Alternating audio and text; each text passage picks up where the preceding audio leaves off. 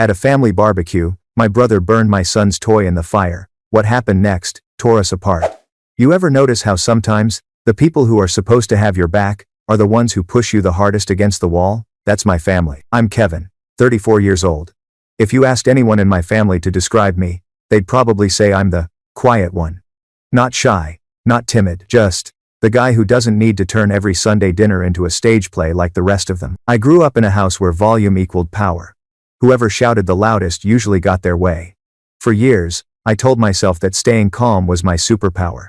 That maybe silence was a kind of shield. But last weekend, I found out silence can also make you an easy target. The barbecue. My parents love throwing these giant family barbecues.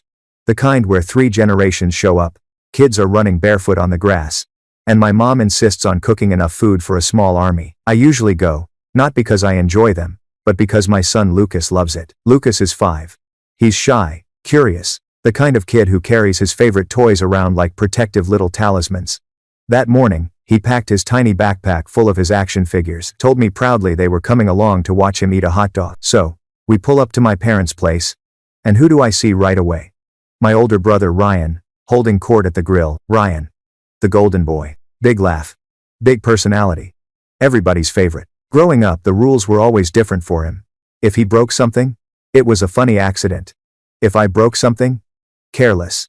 If he skipped school, just testing boundaries. If I skipped school, apparently, I was throwing my future away. You get the picture. When he spotted me, he grinned and then looked down at Lucas. "Hey little man," he said, crouching to his level. "Did you bring those baby toys again?" He pointed at the backpack.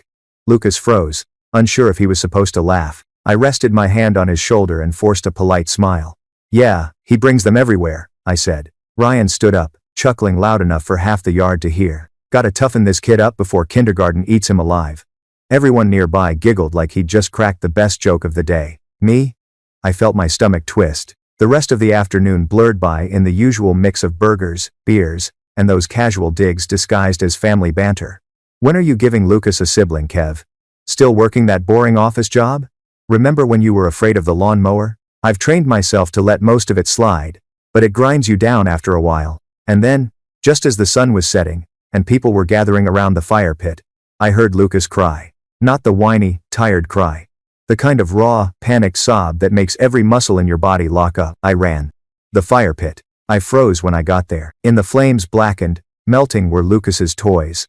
The same ones he'd been holding all day. He stood there, arms stretched toward the fire, tears running down his face, his little mind trying and failing to process what he was seeing. And who was standing right next to him? Grinning like it was a joke? "Ryan. Relax," he said, raising his hands like I was overreacting. "Kids gotta learn this world isn't always nice. Better he cries here than at school." Something in me snapped. I didn't yell. Didn't throw a punch.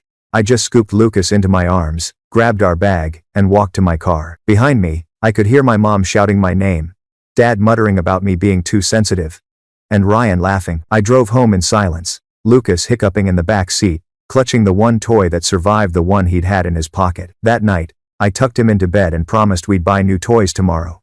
He nodded, but his little body still trembled. I lay awake staring at the ceiling, the image of those toys burning replaying over and over, until my anger sank into something heavier. Something colder. The knock on the door. The next morning, I was flipping pancakes for Lucas when there was a knock. I opened the door. My dad stood there. He didn't look angry. He looked worried. "Kevin," he said quietly, like it was a secret. "I need to talk to you about Ryan. It's serious." He sat down at my kitchen table like he owned the place and folded his hands. "Ryan's in a bit of trouble at work," he began. "Something with a client deal. His boss is talking suspension. Maybe even firing him. And, well, I know you've got connections at that company.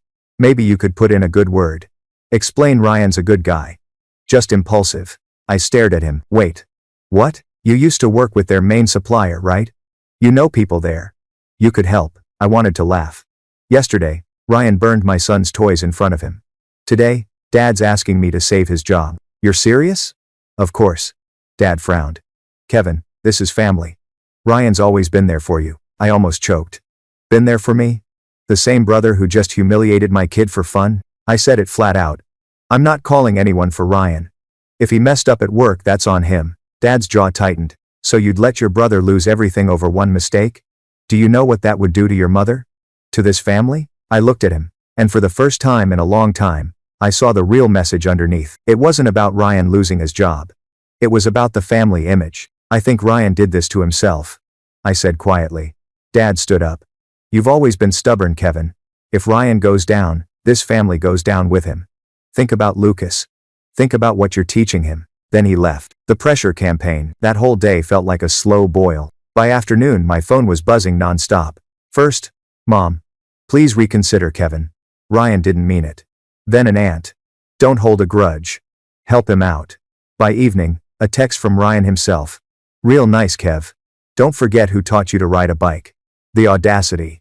Cousins messaged. Group texts. Even Mom again. If you don't help, maybe it's better you don't come over next time. Too awkward. It was like they'd all joined some coordinated guilt campaign. That night, Lucas and I went to the hardware store and picked out shiny new toys. He smiled when I handed them to him, but I could see it in his eyes, hesitation. Like he was scared they might vanish again. That crushed me. The report. A few days later, my inbox pinged. An email. Subject line. You might want to see this. It was from someone I knew at Ryan's company. Attached was a PDF, an internal investigation summary. Fraudulent expense reports. Unauthorized client discounts. Fake company events billed as team outings. And then my stomach dropped. My name. Ryan had listed me as a consultant on a fake invoice. Thousands of dollars billed in my name. Work I never did. Conversations I never had. I called my contact immediately. Where did you get this? It's part of the HR investigation, he said. I thought you should know. If this goes legal, your name might come up. Get ahead of it. I sat there staring at the screen, my anger turning cold. It wasn't just Ryan dragging me into his mess, it was him casually using me like a tool in his pocket. And all week, my family had been begging me to protect him. Not knowing he had already dragged me down with him. That's where things began to shift. That's where the quiet one in the family finally stopped being quiet. You ever hit that point where you're done being the family's cleanup crew? That's where I was. After I saw my name printed on those fake invoices, something inside me hardened.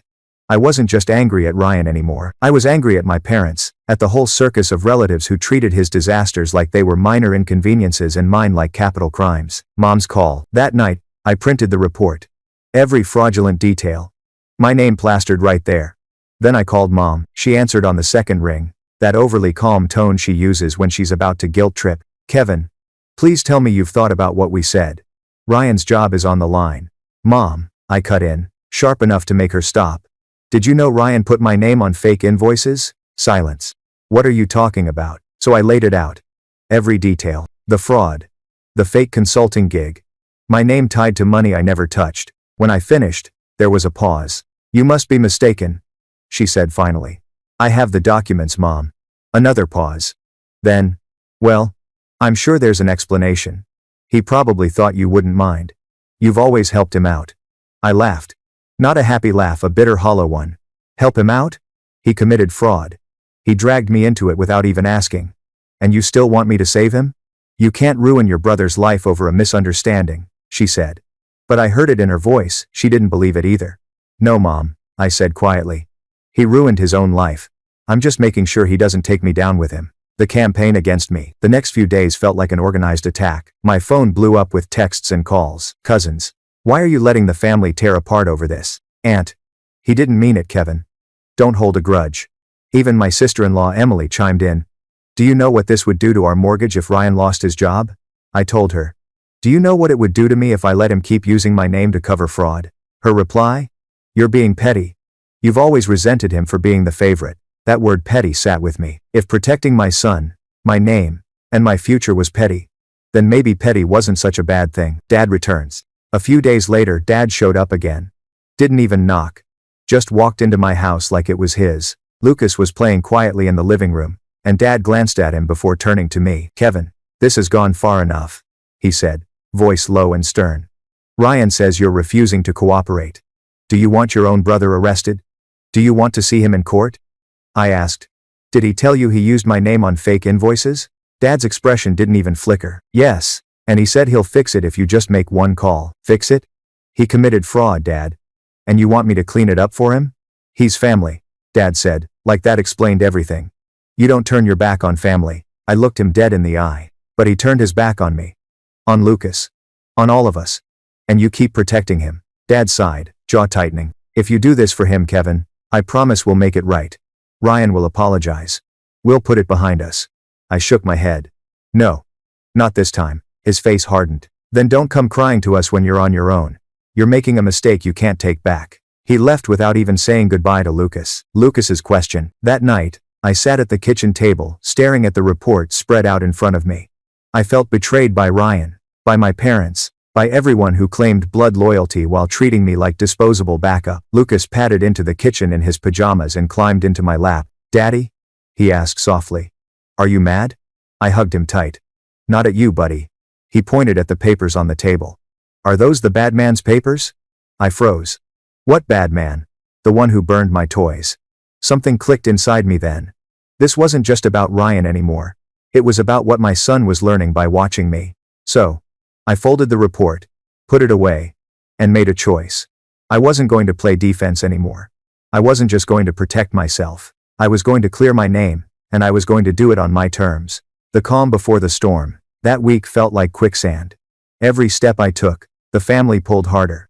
Group chats full of guilt, memes about forgiveness, calls at all hours. One night, Mom's voice trembled over the phone. Kevin, Ryan might get fired tomorrow. If you have any compassion left, now's the time. Once this happens, there's no going back. I didn't answer right away, because she was right. There would be no going back. Finally, I said, then maybe it's time to stop going back. She gasped like I'd just committed some unforgivable sin. You'll regret this, she whispered and hung up. But the funny thing? For the first time, I didn't feel afraid, setting the record straight. The next morning, I signed the letter my lawyer friend drafted. It formally notified Ryan's company that I had no involvement in the invoices. The relief when they confirmed receipt, like a weight I didn't realize I'd been carrying, finally lifted. And just like that, I wasn't a victim of Ryan's mess anymore. I was a separate entity. My own man. I started running again in the mornings, dusted off old woodworking projects, and took Lucas on weekend trips to the park and zoo. Each step felt like I was reclaiming space Ryan had stolen. Meanwhile, the family group chat grew quieter. Maybe they realized their guilt trips weren't working. Or maybe they were waiting for me to crawl back. Either way, the silence felt clean. A shift in power. Then came a twist I didn't see coming. The head of operations at Ryan's company called me directly. She thanked me for cooperating, for clarifying, and get this, asked if I'd ever consider consulting for them. At first, I laughed. Me? Consulting? But the more we talked, the more I realized she was serious. A week later, I signed a short-term contract. Flexible hours. Higher pay than I'd ever made before. For the first time in my life, I wasn't just surviving Ryan's chaos. I was benefiting from the truth coming out. Ryan's text. Not long after that, my phone buzzed. A text from Ryan. Congrats on your new gig. Must be nice to profit off my misery. I stared at it, then typed back. No, Ryan. It's nice to profit off my own work. I set the phone down, walked outside, and watched Lucas chase fireflies under the fading sky. For once, I wasn't the quiet one. I was the one setting the terms. And deep down, I knew this was only the beginning. Momentum is a funny thing. Once you stop bending over backwards for everyone else, opportunities have a way of opening up. For the first time in years, I wasn't just reacting to Ryan's chaos. I was building something of my own. The group chat goes cold. After the consulting gig started, my days looked different. I'd drop Lucas off at school, jog a few blocks, then dive into work. By the time I picked him up in the afternoon, I felt lighter, more in control. Meanwhile, the family group chat went from constant guilt trips to an eerie kind of silence. At first, it was angry memes and forgiveness quotes. Then, nothing. I realized what had happened. They weren't reaching out because they cared. They were waiting. Waiting for me to crack, to crawl back and apologize for not saving Ryan. But I didn't. Instead, I leaned further into my work.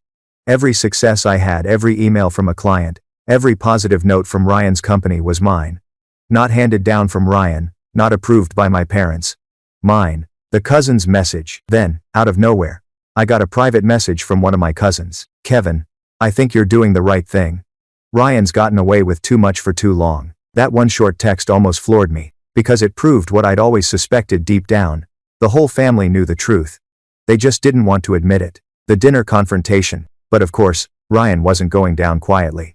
One weekend, Dad sent me a blunt message. Ryan is coming by tomorrow. We need to talk as a family.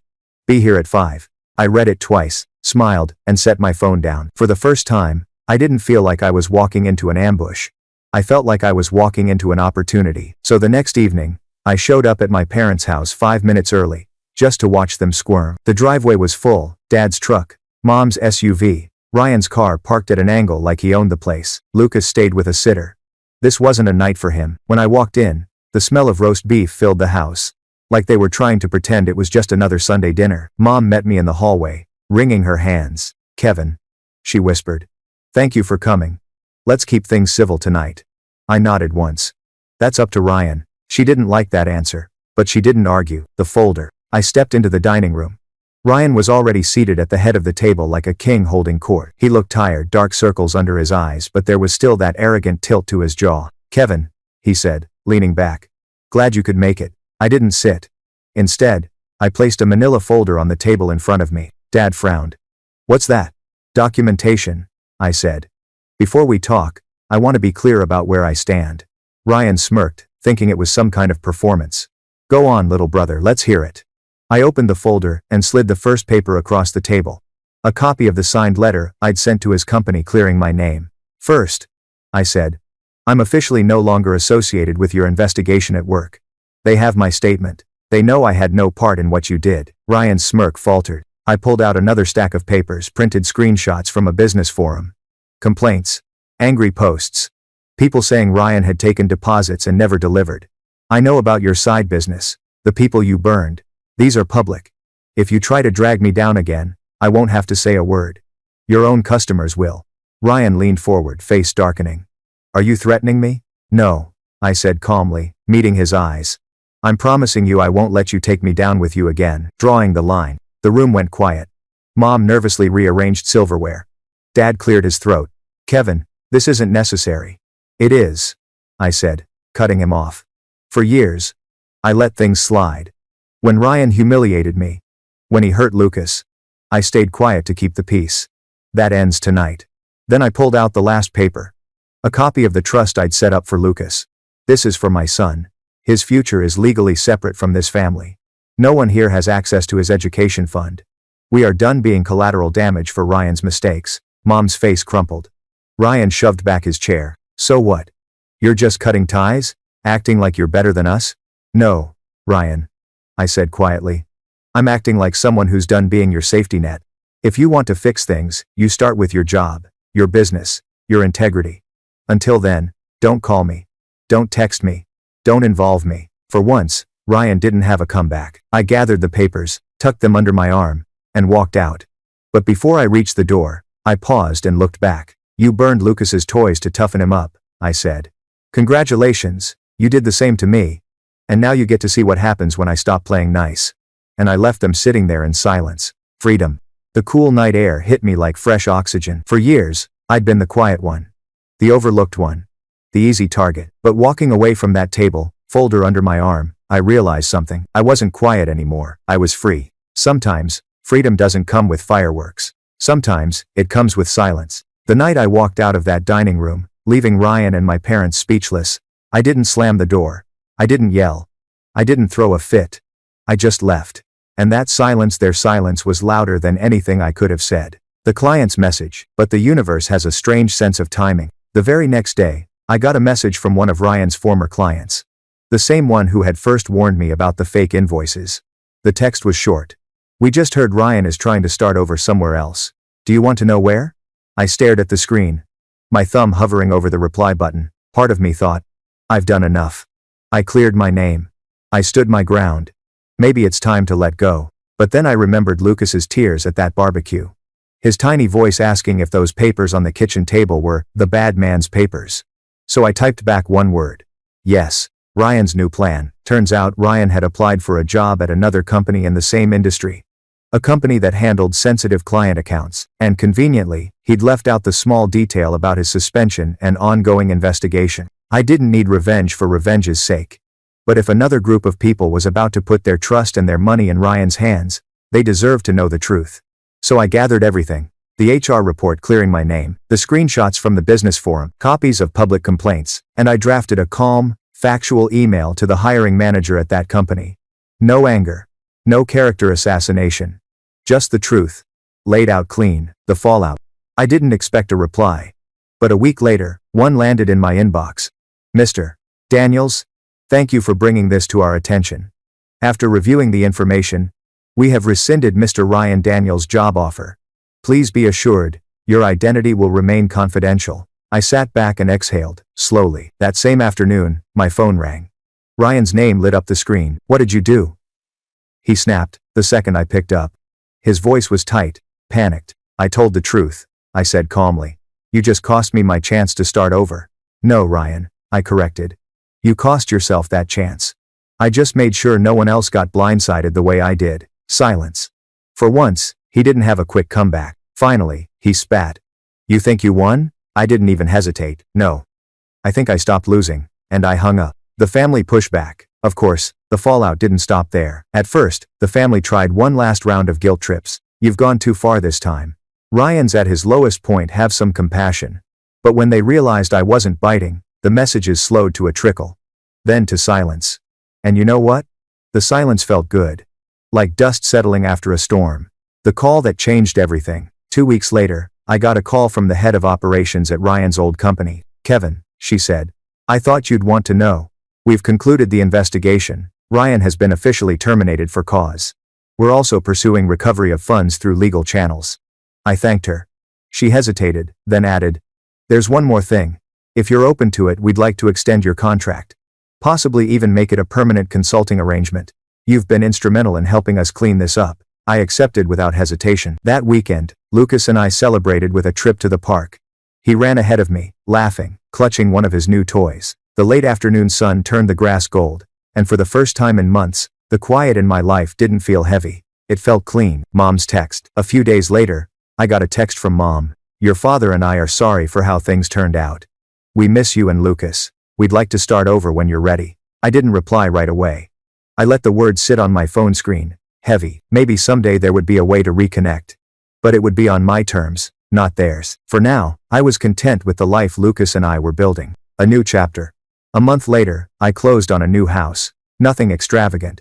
Just a little place with a yard where Lucas could run without looking over his shoulder. The night we moved in, we sat on the porch eating pizza out of the box, watching the stars. Daddy? Lucas asked, licking tomato sauce off his fingers. Are we happy now? I looked at him, at the house, at the quiet life we were carving out. Yeah, buddy, I said softly. We are. And in that moment, I realized something. Ryan thought burning Lucas's toys would make him tougher. And maybe it did, but not in the way he expected, because I wasn't the quiet one anymore. You'd think the story ended there, right? Ryan fired. My name cleared. New job. New house. A fresh start. But family drama doesn't just end cleanly. It lingers. It circles back. And sometimes it tests whether you really meant it when you said, I'm done. The attempt at peace. A few weeks after Lucas and I settled into our new place, Mom called again. Her voice was softer this time. Tired. Kevin, she said. We know things have been rough. Your father and I, we didn't handle it well. Ryan didn't handle it well. We just want our family back together. I listened. I didn't argue. I didn't comfort her either. Mom, I said finally. A family isn't about pretending everything's fine while one person burns the rest of us down. If Ryan wants a family, he can start by taking responsibility for what he did. Until then, I'm not dragging Lucas into that chaos. There was silence on the line. Then she said quietly, I miss you. And for the first time, I believed her.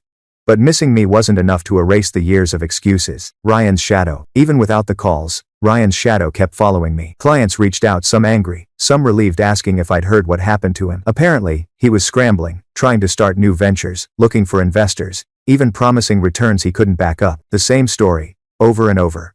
Ryan chasing fast money, leaving wreckage behind. And every time I heard it, I felt the same mix of anger and relief. Anger that he was still running his con. Relief that, for once, I wasn't the one holding the bag, building something new. Meanwhile, my consulting gigs were stacking up. One client led to another, then another. Word got around that I was steady, reliable. And unlike Ryan, I didn't disappear when things got hard. It was surreal. The same company that once saw me as the quiet brother, now treated me as an asset. A trusted voice in the room. I wasn't just clearing my name anymore. I was building a new one. And Lucas? He blossomed. He laughed louder. Carried his toys proudly again. Drew pictures of us in the new house, always with a bright yellow sun overhead. Every time I saw him run through our backyard, I knew I'd made the right call. The invitation. Then one afternoon, An email popped into my inbox. Subject line: family dinner. This Sunday. I almost laughed. After everything, after all the silence and guilt trips, my parents were still trying to stage manage the family like nothing happened. I deleted the email without replying. 5 minutes later, a text from Dad came through. Be there Sunday. We need to talk. No excuses. For the first time in my life, I didn't feel dread. I felt steady. Because if I showed up, it wouldn't be as the quiet one anymore. The dinner table. Again. That Sunday, I went. Not for them, for me. To see if the lines I drew would hold. The moment I walked in, I saw Ryan. He looked rough. Thinner. Tired. That cocky grin he always wore was gone. Replaced by something harder. Kevin, he muttered. Not meeting my eyes. Ryan. I replied. Calm. Dinner was tense. Small talk from Mom, forced jokes from Dad, long silences from everyone else. Finally, Ryan set his fork down with a clang. You happy now? He snapped. You got what you wanted. They fired me. I lost everything. And you, he jabbed a finger toward me, you're out there playing hero. I didn't flinch. I didn't take anything from you, Ryan. You did this to yourself. You could have helped. He spat. And you could have not dragged my name into your fraud. You could have not burned a 5-year-old's toys just to prove a point. The room went quiet. Ryan's face twisted, like he wanted to argue but couldn't find the words. Finally, he shoved his chair back and stormed out. Mom burst into tears. Dad muttered something about family unity. And me? I stayed seated. Calm, because I knew I hadn't come there to fix Ryan. I came there to prove to myself that I no longer owed him or anyone my silence. The drive home. On the drive back, Lucas dozed off in the back seat. His toy dinosaur clutched tight in his hand. I glanced at him in the rearview mirror and thought, This is what matters. Not Ryan. Not the family politics. This kid. This life we're building. For the first time, I felt like the cycle had truly broken. The thing about standing up for yourself is, once you do it, there's no going back. You can't unsee the truth. You can't unfeel the shift inside you. And once I stopped being the quiet one, the overlooked one, I realized something even bigger. The power had been in my hands all along. A new routine. Life with Lucas started to feel normal again. Not the heavy, suffocating kind of normal I grew up with, but a clean kind of normal. Mornings were for pancakes and cartoons. Afternoons for work and projects. Evenings for walks around the neighborhood or backyard games. The consulting work kept rolling in. Clients recommended me. Word spread that I was steady, professional, honest. It felt good, better than good, to know people wanted me, not because of my family name, not because of Ryan, but because of me. And Lucas? He was thriving. He'd run through the yard with his new toys, laugh until he couldn't breathe, then collapse into my lap with stories about superheroes and dinosaurs. That was the life I'd been fighting for. Ryan's message. Of course, Ryan wasn't done trying. One night, my phone buzzed with a long text from him. You really think you're better than me? You think you can just cut me off and play Dad of the Year while I lose everything? Newsflash. Kev, you're nothing without this family. Without me. I stared at the screen. My old self might have spiraled, not anymore. I typed back 2 words. Prove it. And I put the phone down. Ryan never replied. The offer. A week later, I got another call from Ryan's old company. This time, not just to extend my contract. Kevin, the head of operations, said, We're impressed with how you've handled everything. Would you consider coming on in a more permanent capacity? Not just consulting, leading. I almost dropped the phone. Leading? Me? The quiet one? The overlooked brother? But that's the thing, I wasn't that guy anymore. I said yes. The ripple effect. Taking that role shifted everything. Suddenly, I was in boardrooms, not backyards. I was at the table where decisions got made. And people listened, not because I shouted, not because I demanded, but because I brought calm, clarity, and honesty. Funny how the traits my family mocked me for, being sensitive, being quiet, were the very traits that made me valuable here. The ripple effect showed up at home too. Lucas would sit at the table with me while I worked, scribbling his own important papers. He'd ask questions, mimic my phone calls, and when I told him it was time for bed, he'd say, Daddy, I'm proud of you. That hit me harder than any promotion ever could. The gossip. But if I was building something new, Ryan was still unraveling. One afternoon, a cousin sent me a link to a local business forum. Ryan's name was plastered all over it. People saying he'd taken deposits and never delivered. Old partners claiming he owed them money. Even an employee accusing him of skipping out on paychecks. It wasn't just family drama anymore. Ryan was burning bridges everywhere. And for the first time, I saw clearly what I'd refused to believe as a kid. It wasn't my job to save him. Protecting Lucas. The more I saw of Ryan's spiral, the more determined I became to protect Lucas from it. I met with a financial advisor and set up a trust in his name. Something no one, no family member, no golden boy could ever touch. His future. Legally locked away from the chaos. When the paperwork came through, I felt something I hadn't felt in years. Peace. Because for the first time, my son's safety didn't depend on anyone else's choices. Just mine. A new kind of quiet. One evening, Lucas climbed onto the porch swing beside me, holding a crayon drawing. "That's us," he said proudly. Two stick figures, hand in hand. A big yellow sun overhead. Off to the side, a scribbled fire with a sad face drawn next to it. "And that's the fire," he explained. "But see? We're okay." I swallowed the lump in my throat. "Yeah, buddy," I said softly. "We're okay." And in that moment, I realized the quiet I carried wasn't weakness anymore. It was strength. The kind of quiet that came from knowing who I was, where I stood, and what I'd never accept again. Freedom has a way of snowballing. Once you taste it, you start to wonder why you ever settled for less. That's how life felt in those weeks after Ryan's downfall. Every day, I found myself stepping into new shoes, into a version of myself I didn't know existed. The shift at work. At the company, things escalated fast. I started out as a consultant, offering advice, untangling the mess Ryan left behind. But the more I showed up organized, steady, no nonsense, the more people leaned on me. In meetings, they'd look my way before making decisions. Clients requested me by name. It was like everyone suddenly saw value in the same qualities my family had mocked for years. My calm, my sensitivity, my refusal to play games. One afternoon, after a quarterly review, the head of operations pulled me aside. "Kevin," she said, "I know we originally brought you in to consult, but have you thought about something bigger? Leadership, maybe." I just stared at her. Leadership? Me? The quiet one of the family. The brother who was always overlooked, but the truth was, I had been leading this whole time. I just hadn't been allowed to see it. Lucas's pride. At home, the changes didn't go unnoticed. Lucas would sit at the kitchen table with his crayons while I reviewed documents. He'd scribble little shapes and declare them important papers, just like mine. One evening, he looked up at me and said, "Daddy, I'm proud of you." 5 words. That's it. But it hit me harder than any client contract ever could, because that's what all of this was about. Not climbing ladders. Not proving myself to the family. Just making sure Lucas grew up knowing what respect looked like and what love felt like. Ryan's next move. Of course, Ryan wasn't disappearing quietly. One day, I got another text from a cousin. This time, it was screenshots from an online forum. Ryan's name plastered everywhere, attached to angry posts. People claimed he had scammed them out of deposits. Partners said he'd walked away from deals without paying. Even an old employee accused him of skipping paychecks. It was all out in the open now. Not just whispers in the family. Strangers, clients, colleagues, everyone was starting to see the pattern. And for the first time, I didn't feel dread reading Ryan's name. I felt relief, because finally, the truth wasn't mine alone to carry. Drawing boundaries. That night, I sat at my kitchen table with the folder of documents I'd kept. The fraudulent invoices, the investigation reports, the trust paperwork for Lucas. I realized something important. This wasn't about cutting Ryan off anymore. It was about building walls strong enough that he could never drag me or Lucas into his chaos again. So I doubled down. I set clear financial boundaries. No loans, no handouts. Not even temporary favors. I told myself, if Ryan or anyone else calls asking for help, the answer is no. Period. For years, I thought being family meant cleaning up his messes. Now I understood being family meant protecting my son from that cycle. A visit from Emily. A few days later, there was a knock at my door. I opened it to find Emily, my sister-in-law, Ryan's wife, standing there with her arms crossed and her purse slung over her shoulder. "Kevin," she said without even waiting to be invited in. "I'm here as a peacemaker." I raised an eyebrow. "A peacemaker?"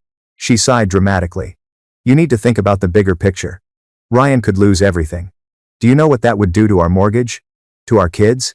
I took a slow breath. "Emily, do you know what it would do to me if I let him keep using my name to cover fraud? He's not just risking his job. He's risking my future." She scoffed. "You always make everything about you. This isn't about fraud. This is about you, punishing Ryan because he was the favorite growing up. Admit it, you're using this to get even. That's petty, Kevin. Really petty." Her words should have stung. But instead, they grounded me. If protecting my son was petty, if refusing to enable fraud was petty, then maybe being petty wasn't such a bad thing. So I said calmly, "If Ryan wants my help, he can start by apologizing to me and to Lucas, and he can fix what he did with those invoices. Until then, There's nothing to talk about. Emily grabbed her purse, muttered something about me, tearing the family apart, and stormed out. I just stood there in the kitchen, feeling hollow. But not weak. Hollow like someone had scooped out all the guilt I used to carry, and left me lighter. A late night call. That night, around midnight, my phone buzzed. Dad. I didn't answer. A few minutes later, a text came through. If you go through with this, Kevin, don't bother coming to Christmas. I stared at it for a long time. Then, for the first time in my life, I realized something that should have terrified me but didn't. I didn't care. If not being invited meant protecting my son, my future, and my peace, then maybe Christmas wasn't worth the price of admission. The funny thing about drawing a line is, once you do, people stop seeing you the same way. They can't, because you're not the person they can push around anymore. And that's exactly what started happening. The silence. After Dad's late-night text about Christmas, the family group chat went quiet. Not peaceful quiet, more like the silence right before a storm. The guilt trips turned into passive-aggressive quotes about family unity and forgiveness. My cousins stopped tagging me in their jokes. My aunts stopped sending pictures of their kids. I was being iced out. But instead of panicking, I felt strangely calm. For the first time, I wasn't playing defense. I wasn't scrambling to explain myself. I was just steady. The planning. With the noise fading, I turned my focus to planning. I called a lawyer friend to ask about legal protections. I gathered every document with my name on it. Scanned, saved, organized. I wrote down dates, times, conversations, anything that might matter later. It wasn't paranoia. It was preparation. Because I knew Ryan. And I knew the family. If they couldn't guilt me into submission, they'd try something else. And I wasn't going to be caught off guard again. The move. I also started thinking about distance, not just emotional, but physical. If every time Ryan messed up, I was going to be dragged into the middle of a family war, maybe it was time to step further away. I started browsing job postings in other cities. Even looked at a few houses out of state. It wasn't a decision yet, but just the thought of it felt freeing. The idea that I could build a life completely separate from the family web. Lucas's drawing. One evening, while I was sorting through papers, Lucas climbed up beside me with a piece of paper in his hands. Daddy, he said, grinning. Look what I made. It was a drawing of us two stick figures holding hands under a big yellow sundae. In the corner, there was a scribble of fire with a sad face next to it. That's us, he explained proudly, and that's the fire. But see, we're okay. I swallowed hard, the lump in my throat making it hard to answer. Yeah, buddy, I whispered. We're okay. That moment hit me harder than anything Ryan had ever done. Because it reminded me why I was fighting so hard in the first place. The breaking point. Then came Mom's call. Her voice was strained, almost shaking. Kevin, she said, your brother might get fired tomorrow. If you have any compassion left, now is the time. Once this happens, there's no going back. I sat there in silence, letting her words hang. Because she was right about one thing. There would be no going back. Finally I said it. Then maybe it's time to stop going back. Her sharp gasp cut through the line like a blade.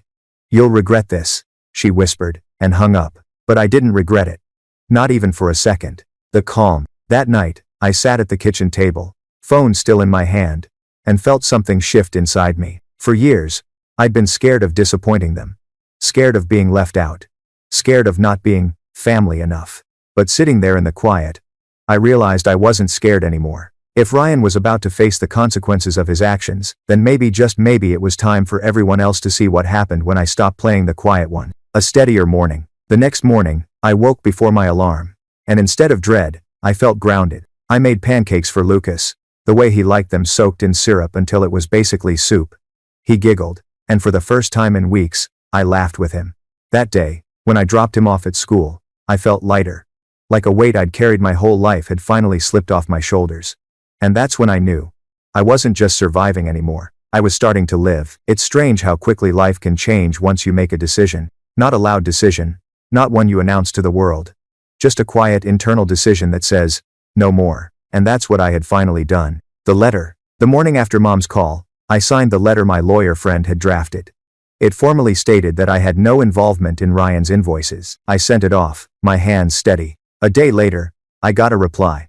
Thank you for clarifying. You will not be implicated in this investigation. Reading those words was like releasing a breath I didn't even know I was holding. For weeks, I had been bracing for impact. For Ryan to drag me under. For my family to break me down. But now, my name was clear. Building again. With that weight gone, I started rebuilding. I got back into running, just short jogs after dropping Lucas at school.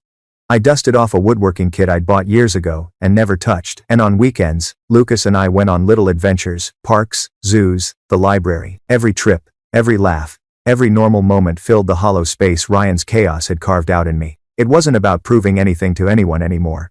It was about building a life that was ours. The call from operations. Then came another unexpected twist. The head of operations from Ryan's old company called me. "Kevin," she said. "Thank you for your professionalism. You've helped us a lot. We'd like to know if you're open to consulting more formally, maybe even joining us long term." I almost laughed into the phone. Me? The quiet one? The overlooked one? But I didn't laugh.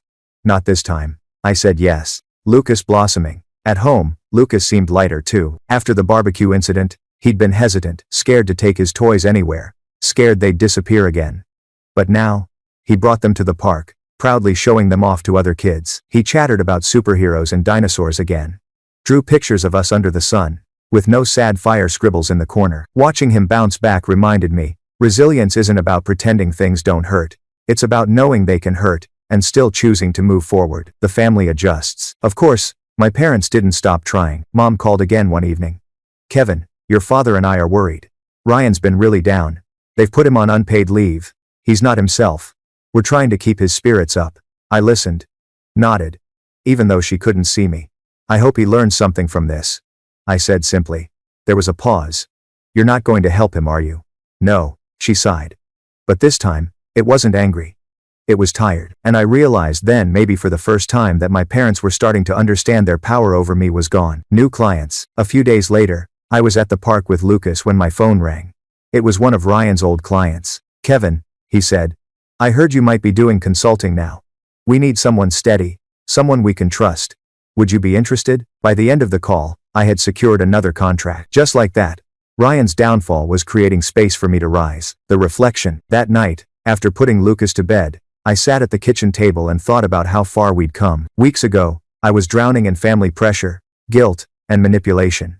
Now, I was standing taller than I ever had before. And it all started the moment I decided to stop playing the quiet one. Momentum has a way of building on itself. Once you stop trying to please everyone, doors start opening, doors you didn't even know were there. That's exactly what happened in the weeks after Ryan's collapse. The consulting snowball. The first consulting contract turned into a second. The second turned into a third. Within a month, I had more work than I'd ever dreamed of, and it was all on my own terms. What blew me away was how quickly the reputation spread. Clients described me as steady, honest, professional. The exact opposite of what my family always called me growing up. Sensitive, quiet, too soft. Turns out, the things they mocked were the very things people valued most in business. Family dynamics shifting. Even the family started shifting. Cousins who once piled on the guilt started reaching out privately. One sent me a simple text. "I think you're doing the right thing. Ryan's been skating by for too long." Another quietly liked a post I shared about my new work. It wasn't a tidal wave of support, but it was enough to remind me that I wasn't crazy.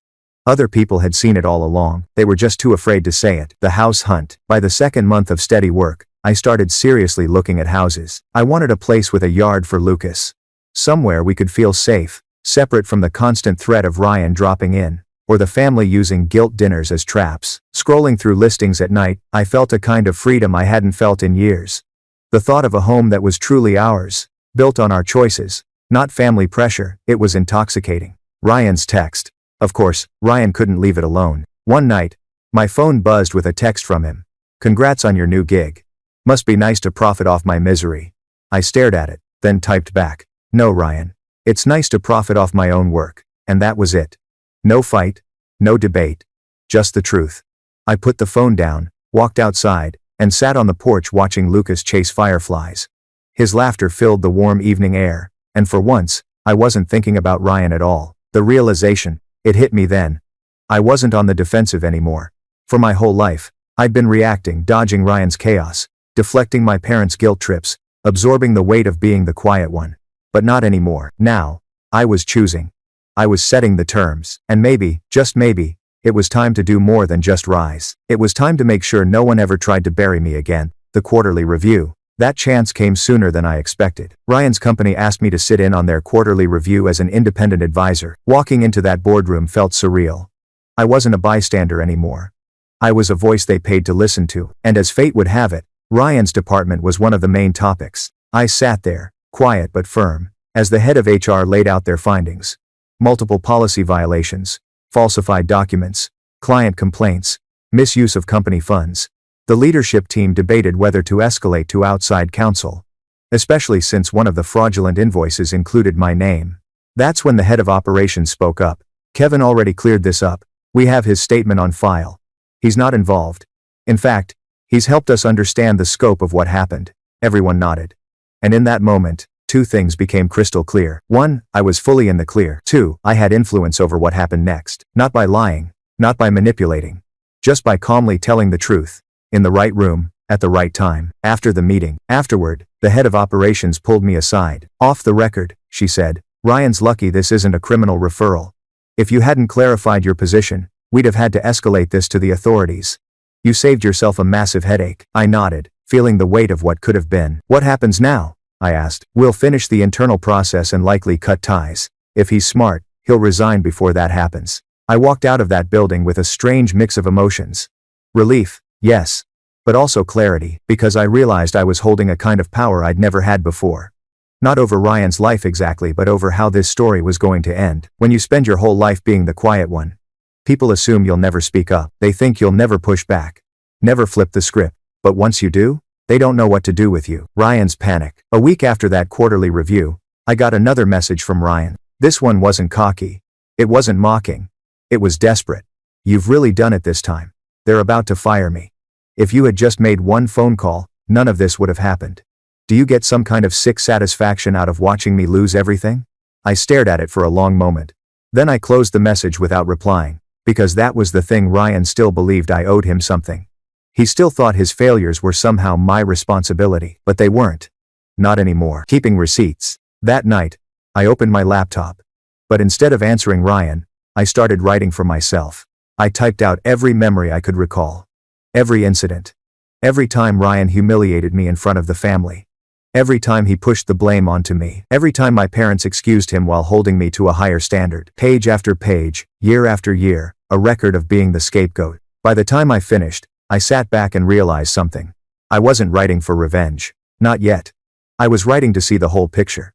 To remind myself I wasn't crazy, and for the first time, instead of feeling like the overlooked brother, I felt like someone who had been keeping receipts his entire life. The forum. Then, out of nowhere, one of my cousins sent me a link. It was to a local business forum where Ryan's name had started popping up. Post after post, people complained about him.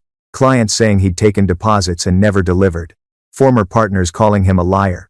Even an employee saying he owed back pay. It wasn't just family drama anymore. Ryan was burning bridges everywhere, and it hit me. Accountability was coming. Whether I played a role or not. Gathering evidence. Still, I didn't want to sit on my hands. I started quietly gathering information. Screenshots of the forum posts. Copies of public complaints. Records of those fraudulent invoices. Not to attack Ryan, but to protect myself. To make sure if anyone ever tried to drag me into his mess again, I'd have a mountain of evidence ready. I even met with a financial advisor and locked down a trust for Lucas, something no one in the family could ever touch. If I was cutting ties, I wanted to make sure my son's future was bulletproof. Opportunity in the chaos. And then, like clockwork, another of Ryan's former clients called me. This wasn't the one who'd hired me before. This was someone else. Kevin, he said, blunt and direct. We heard you've been cleaning up messes. Ryan left our contract in shambles.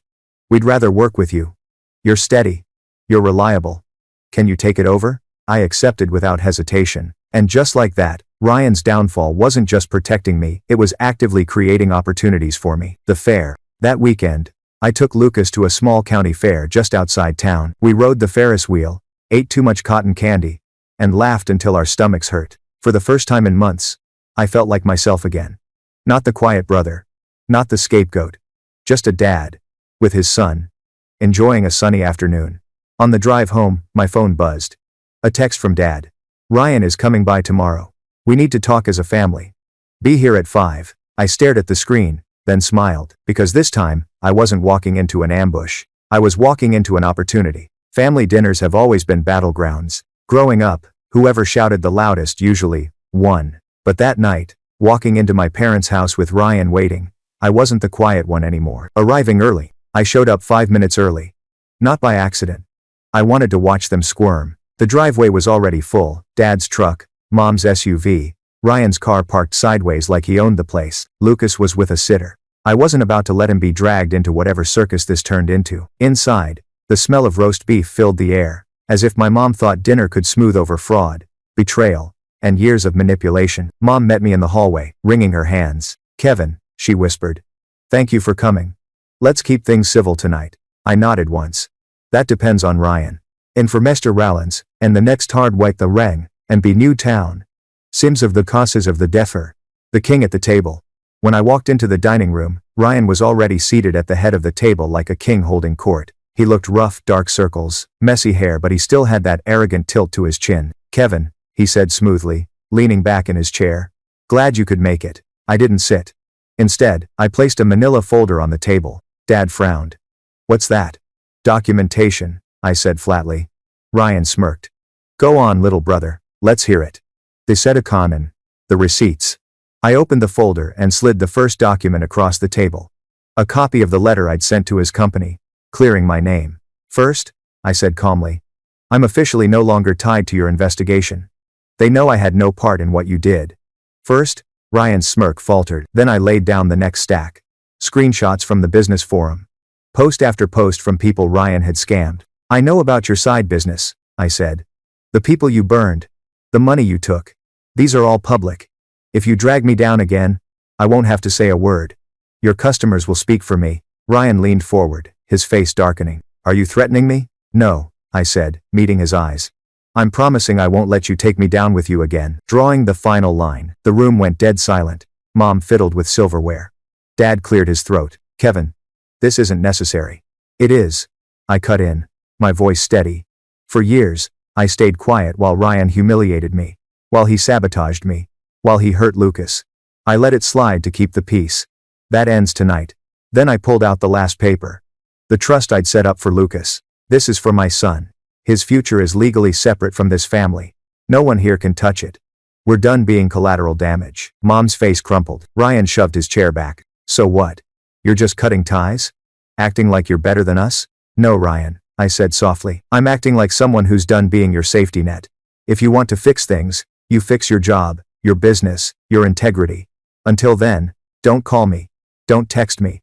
Don't involve me." For once, Ryan had nothing to say. Walking out, I gathered the papers, tucked them under my arm, and walked toward the door. But just before I left, I paused and looked back. "You burned Lucas's toys to toughen him up," I said quietly. "Congratulations, Ryan. You did the same to me. And now you get to see what happens when I stop playing nice." Then I walked out into the night. The cool air hit me, and I felt lighter than I had in years. Inside, they'd be sitting in silence, staring at each other, wondering if I'd ever come back. And maybe that was the best revenge of all. Not anger. Not vengeance. Freedom. Walking away from that table didn't feel like losing family. It felt like gaining myself. For the first time in years, I wasn't carrying Ryan's chaos, my parents' expectations, or the guilt of being the quiet one. I was carrying only what mattered. Me. And Lucas. The morning after that dinner, I woke up expecting a storm of texts. Accusations, guilt trips, maybe even threats. But the phone was silent. I poured coffee, sat on the porch, and just listened to the quiet. Birds chirping, Lucas playing with his toys in the yard. That silence was peace. And I realized, when people lose control over you, they don't always fight harder. Sometimes, they just stop talking. The family freeze out. Of course, the silence didn't last forever. By midweek, the group chat lit up with passive-aggressive jabs, memes about forgiveness, quotes about family unity. None of them directed at me, but all of them meant for me. I didn't reply.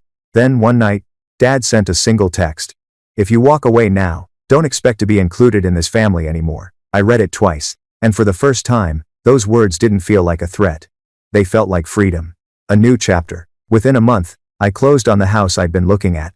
Nothing extravagant, just a cozy place with a yard where Lucas could run free. The night we moved in, we ate pizza straight from the box on the living room floor. Lucas looked around the empty room with wide eyes and said, "Daddy, this is ours, right?" I smiled. "Yeah, buddy. It's all ours." He grinned so big I thought his face might split. And in that moment, every fight, every argument, every piece of family drama felt worth it, because we had made it here. Ryan's last attempt. A week later, Ryan showed up at my door. No warning, no text. Just him, standing on my porch looking like a man who'd been chewed up and spit out. "Kevin," he said, his voice low. "I need your help." I didn't open the door all the way. Just stood there, arms crossed. "You dragged my name into fraud," I said flatly. "You humiliated my kid. You tried to make me your safety net. And now you want help?" His eyes flickered. "I've got nothing left. No job, no money. Emily's talking about leaving me. Please, you can't just let me drown." For a second, the old Kevin almost caved. The one who always cleaned up after Ryan. The one who kept the peace. But then I remembered Lucas. His tears at the fire pit. His drawings with sad-faced flames. And I shook my head. "No, Ryan, I'm not letting you drown.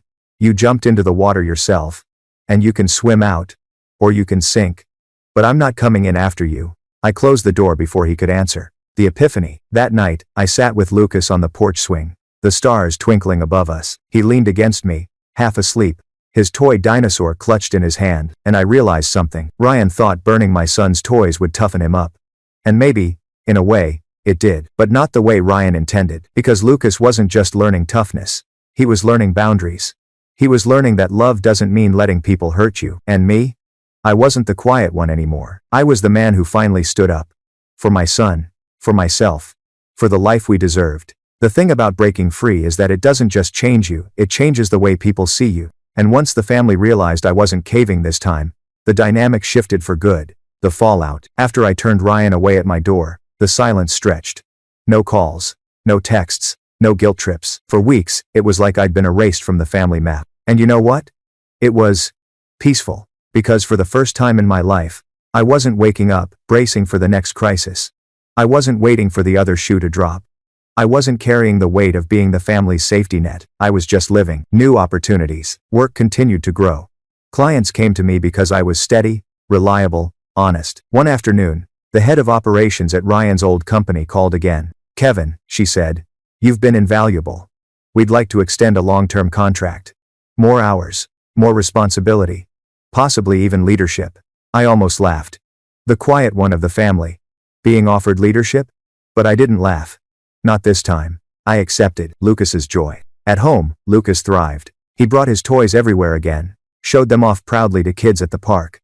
Drew pictures of us in our new house with big yellow suns overhead. The fear he'd carried after the barbecue was gone. And one night, as we sat on the porch eating ice cream, he looked up at me and said, "Daddy, I like our life." Analogy inside. The Prakten Saver respond man. In Matif then mans, that simple sentence meant more than any contract, any paycheck, any validation from the outside world, because it meant I hadn't just broken the cycle, I was building something better. Mom's message. Then, out of nowhere, Mom sent me a text. "Your father and I are sorry for how things turned out. We miss you and Lucas.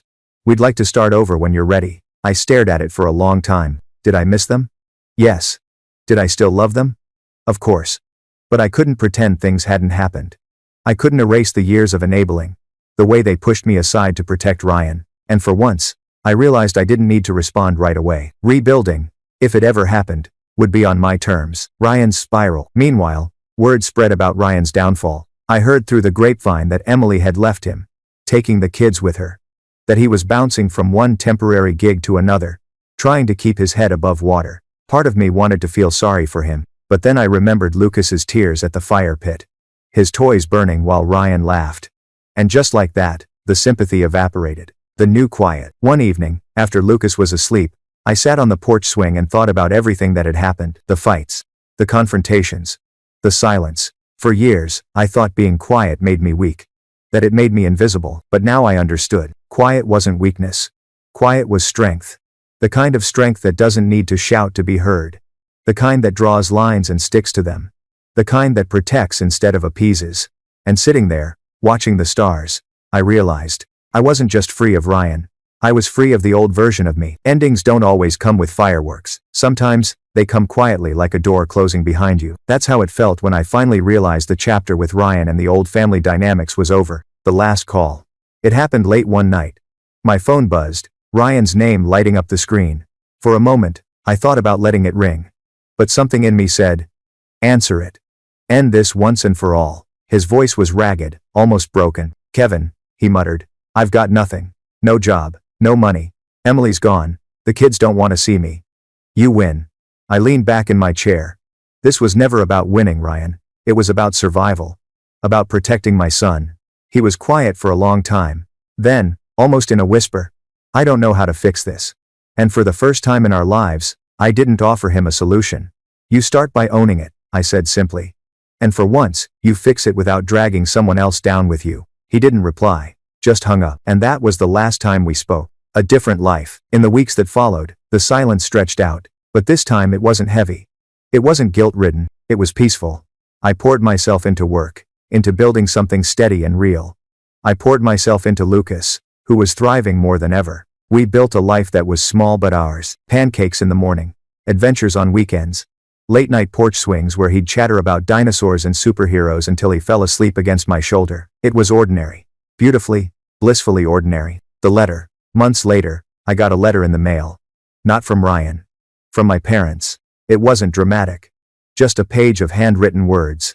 We see now how unfair we've been. We're sorry. We love you. We hope one day you'll forgive us. I folded it carefully, slid it into a drawer, and left it there, because forgiveness might come someday. But trust? That would take much longer.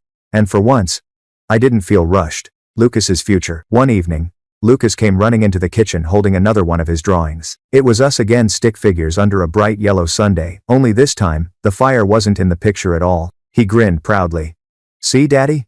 No more bad fire. I ruffled his hair, my chest tightening with emotion. Yeah, buddy. No more bad fire. And I knew then that everything I'd fought for, all the boundaries, all the hard choices, was worth it. Because my son wasn't growing up in the shadow of Ryan's chaos. He was growing up in the light of our own peace. The epilogue. Ryan thought burning Lucas's toys would toughen him up, and maybe, in some twisted way, it did. But not in the way Ryan intended. Because it didn't just toughen Lucas. It toughened me. I wasn't the quiet one anymore. I was the father who chose his son over family politics. The man who built a new life out of ashes. And as I sat there on the porch swing with Lucas asleep against me, stars scattered across the sky, I realized something simple but powerful. Sometimes, the best revenge isn't shouting, it isn't fighting, it's living free. And that's exactly what we were doing. Because sometimes, saying no is the only way to say yes to yourself, to your future, and to the possibility that those you love might finally learn to stand on their own. And if that lesson comes through storms, arguments, and years of pain, so be it. Because in the end, the calm that follows is worth every battle. And for years, I had been expected to be the umbrella. But now, for the first time, it seemed like she was learning to carry her own load. That didn't erase the past. But it did change the way I looked at the future. Grandma's words. One afternoon, I visited Grandma again. We sat on her porch, sipping tea like we always did. She looked at me, her eyes soft but sharp. Anthony, she said, you've given your sister the greatest gift without realizing it. I frowned. What do you mean? You let her fail, Grandma said simply. You let her face the consequences. Everyone else tried to cushion her. You didn't. And that's what finally made her grow. Thank you for watching the Now or So Me. From Sittard Not the Round the Watching the Cliard to Cower to Catter. Her words sank deep. Because for so long, I had felt guilty about saying no. Guilty about walking away. But maybe that guilt had been misplaced all along. The shift. The next time I saw Melissa, she carried herself differently. It wasn't dramatic. She didn't suddenly glow with success. But there was a quiet steadiness about her I hadn't seen before. She talked about work schedules, about saving money, about paying my parents' rent. For once, her words weren't filled with excuses. They were filled with plans. And though part of me still kept my guard up, another part started to believe maybe, just maybe, she was finally changing. My parents too were different. They still slipped into old habits, sometimes small comments about how family should stick together. Little reminders of how things used to be. But they didn't push the way they used to. They didn't guilt-trip me. They didn't demand. I think losing the cabin had been a wake-up call. A reminder that enabling Melissa had real consequences, not just for her, but for everyone. And maybe, just maybe, they had finally learned. Sarah. Meanwhile, my friendship with Sarah deepened. We weren't rushing into anything. But there was a comfort between us that I hadn't felt in years. She reminded me what it was like to have someone in my corner, someone who didn't want anything from me except honesty. One evening, over dinner, she said something that stuck with me. You know, Anthony, you've been carrying this story for so long. Maybe it's time to start writing a new one. She was right. For too long, my life had been defined by family drama, by Melissa's demands, by my parents' expectations, but I didn't want that to be my whole story. A new vision. I started thinking about the future differently, not in terms of what I was running from, but what I was building toward. Maybe one day, that would mean a family of my own. Maybe it would mean new adventures, new places, new challenges, but whatever it meant, it would be on my terms. With boundaries, with respect, with peace. And that realization felt like freedom. Reflection. Looking back, I realized something I hadn't before. This whole saga wasn't just about Melissa's mortgage, or the cabin, or the endless fights. It was about identity. About reclaiming who I was outside of the role my family had cast me in. For years, I had been the responsible one. The fixer. The safety net. But now, I was just Anthony. And that was enough. Closing thoughts. If you've ever been where I was, if you've felt crushed by the weight of family expectations, if you've been told that saying no makes you selfish, hear this. Boundaries aren't walls, they're doors. Doors that let in peace, self-respect, and freedom. And sometimes, those doors don't just protect you. They give others the chance to finally grow. That's what I learned. And that's the story I carry now. By this point, my life felt like it had shifted onto a completely new track. The drama with Melissa, the constant guilt tripping from my parents, the endless battles over money, all of it had defined my 20s and early 30s. But now, in this new chapter, I was finally learning to breathe again. It didn't mean the past was erased. The scars were still there. But instead of weighing me down, they had become reminders of what I would never allow again. Building forward, I poured myself into the new life I was creating. Work was fulfilling. I had started mentoring a few younger employees at the office, teaching them the lessons I wished someone had taught me earlier. How to set boundaries, how to advocate for themselves, how to recognize when they were being taken advantage of. Outside of work, I found joy in the small things. Morning runs, weekend hikes, photography projects that challenged me to see the world differently. And slowly, I realized I wasn't just surviving anymore. I was actually living. Melissa's progress. Updates about Melissa trickled in, usually through grandma, or, occasionally, my mom. She was still working at the library. She had started saving money. She was talking about maybe moving into a small apartment of her own within the year. It wasn't dramatic progress. It wasn't flashy. But it was real. And for once I didn't feel resentment hearing it. I didn't feel like I was waiting for the other shoe to drop. Instead, I felt proud. Not because I had fixed her, far from it, but because she was finally doing what she should have been doing all along. Standing on her own. My parents' shift. My parents were different too. They were still themselves, still quick with unsolicited advice, still prone to reminiscing about the good old days.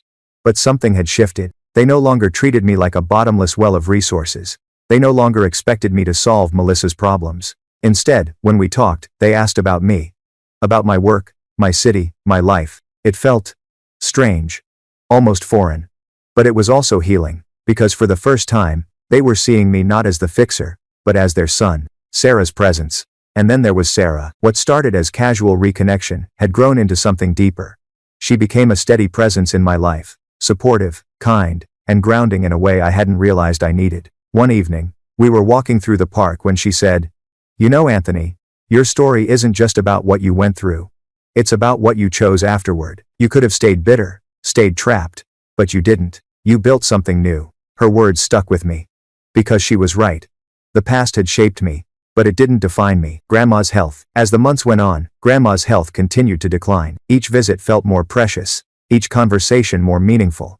She didn't have the energy she used to, but her wisdom never faded. One afternoon, as we sat together in the quiet of her living room, she said, "Anthony, promise me something."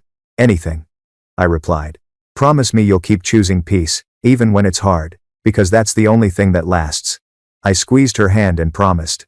And I meant it. Reflection. Looking back, I realized how far things had come. From the phone call where Melissa demanded I pay her mortgage, to the bitter fights over the cabin, to the family dinners that felt like battlefields. Those moments had nearly broken me. But they had also remade me. They taught me to stand up for myself. They taught me to value peace over appearances. And they taught me that love doesn't mean sacrifice without limits. Closing thoughts. If you've made it this far, maybe you've carried the same kind of weight I did. Maybe you've been the one who held everything together while no one held you. Maybe you've been told that family means giving until there's nothing left of you. But here's what I've learned. Family can be love. But love without respect is just control. Boundaries aren't selfish, they're necessary. And choosing peace, even when it costs you something, is never the wrong choice. Because at the end of the day, peace isn't just freedom from chaos. It's the foundation for everything good that comes after, and for me, that's the life I'm finally living. The funny thing about peace is that once you taste it, you start to realize how little you ever had it before. In the past, my life was measured in crises. Melissa's latest demand, my parents' guilt trips, the looming threat of losing the cabin. It was constant noise, constant tension. Now, the quiet felt almost strange, but in the best way. Life in balance. In my city, I had finally settled into routines that weren't about survival, but about joy. Mornings started with runs by the river. Evenings often ended with photography projects or quiet dinners with Sarah. Work was fulfilling, not draining, and I no longer felt like I was carrying a second unpaid full-time job just managing my family's chaos. It felt like life had shifted from black and white to full color. Melissa's continued growth. Updates about Melissa kept coming, usually through grandma or my mom. She had not only kept her library job but had been promoted to a supervisory role. She was paying rent, keeping up with bills, and even starting to save. It wasn't the dramatic success story some people might imagine, but for Melissa, it was huge. And the most surprising part? She wasn't blaming me anymore. I didn't get passive-aggressive texts. I didn't get cryptic Facebook posts. Just silence and, in its own way, respect. Parents easing up. My parents were slowly changing too. They no longer pressured me with guilt trips about stepping up for family. Instead, our conversations were about everyday life. What I was cooking, how work was going. My mom even asked about my photography, genuinely curious rather than dismissive. It wasn't perfect. They still had moments where old habits slipped through, but overall, it felt like the weight between us had lightened. A moment with Grandma. Grandma's health was declining, but her clarity was still sharp. One evening, I visited her and told her about Melissa's progress. She smiled, her hands resting on mine. See, Anthony? Sometimes the hardest no brings the strongest growth. You carried enough for long enough. Now you get to watch her learn to carry herself. Her words filled me with a quiet pride. Because for so long, I had doubted myself. Wondered if saying no had been selfish. Wondered if I had done the wrong thing. But now, it was clear. That no had been the most loving thing I could have done for her, for my parents, and for myself. Sarah's role. Through all of this, Sarah became an anchor. One evening, as we cooked dinner together, she said, "Anthony, do you realize you've built a whole new life? One that's not about what you had to escape, but what you've chosen to create?" Her words stopped me. Because she was right. I wasn't just running from the past anymore. I was building toward a future. A future defined not by obligation, but by choice, reflection. As I think about it now, I see the arc so clearly. It started with Melissa's demand that I pay her mortgage. It spiraled into chaos, threats, family battles, the loss of the cabin. For years, it felt like I was drowning. But in the end, all of it forced me to learn the lesson I'd been avoiding. That peace isn't given to you by others. You claim it for yourself. And when you do, everything changes. Closing thoughts. If you've ever carried the kind of weight I did, I want to remind you, you're allowed to say no. You're allowed to build a life that's yours. And you're allowed to choose peace. Even when others call it selfish. Because, at the end of the day, the people who love you will learn to respect your boundaries. And the people who don't? They were never respecting you to begin with. That's the lesson I carry now. By now, the storm had long passed. Melissa had her own job, my parents had eased up, and Grandma's wisdom had become the compass I carried into every decision. I had reclaimed my peace, and for the first time in a long time, I wasn't bracing for the next disaster. But endings aren't really endings. They're transitions. And this final part of the story isn't about loss, it's about what came after. Grandma's last lesson. Not long after Melissa started steady work, Grandma's health declined quickly. I was by her side as much as I could be. We talked about everything, life, choices, regrets, and love. One afternoon, she looked at me and said, "Anthony, you're proof that strength isn't about carrying the most weight. It's about knowing when to set it down." Those words were her final gift to me. When she passed, the family gathered. For once, there were no fights, no accusations, no drama. Just grief, and the quiet acknowledgement that she had been the glue holding us together. And as I stood there, I realized something. The lesson she had taught me wasn't just for my family. It was for my life. Melissa at the funeral. At the funeral, Melissa approached me. Her eyes were red, her voice soft. "I don't know how to thank you," she whispered. "Not for money, not for saving me, but for finally making me face myself." I nodded. "You don't have to thank me. Just keep going. That's thanks enough." For the first time, I believed she would. The cabin's shadow. After Grandma's passing, talk of the cabin surfaced again. Not in anger this time, but in memories. People shared stories, fishing trips, birthdays, summer nights under the stars. The pain of losing it was still there, but somehow lighter. Because I realized, the cabin wasn't just wood and nails. It was the moments inside it. And those moments lived on. Even if the property didn't. A new chapter. Back in my city, I started focusing more on my future. Sarah and I grew closer. We didn't rush, but there was something solid between us. She was steady, kind, and real. With her, I didn't feel like the fixer. I didn't feel like the one holding the world up. I just felt like myself, and for the first time, I started imagining what it would be like to build something new with her. Or with someone. On my own terms. Reflection. Looking back on the entire journey, I see it clearly now. It began with a demand that I pay Melissa's mortgage. It spiraled into fights, threats, guilt, and the loss of the cabin. At the time, it felt like my world was falling apart, but in truth, it was falling into place. Because those battles forced me to learn what I had avoided for years. That family love without respect is just control. And peace is something you choose, not something you beg for. Closing thoughts. So here's the final takeaway. You are not selfish for saying no. You are not cruel for setting boundaries. And you are not alone in choosing yourself. Even when the people closest to you don't understand. Sometimes the hardest no is the one that saves you. And sometimes, it's the one that gives the people around you the chance to grow. 2. Melissa didn't need me to pay her mortgage. She needed me to stop paying it. My parents didn't need me to fix everything. They needed me to let them face the consequences. And I didn't need their approval. I needed my peace. And now, I have it.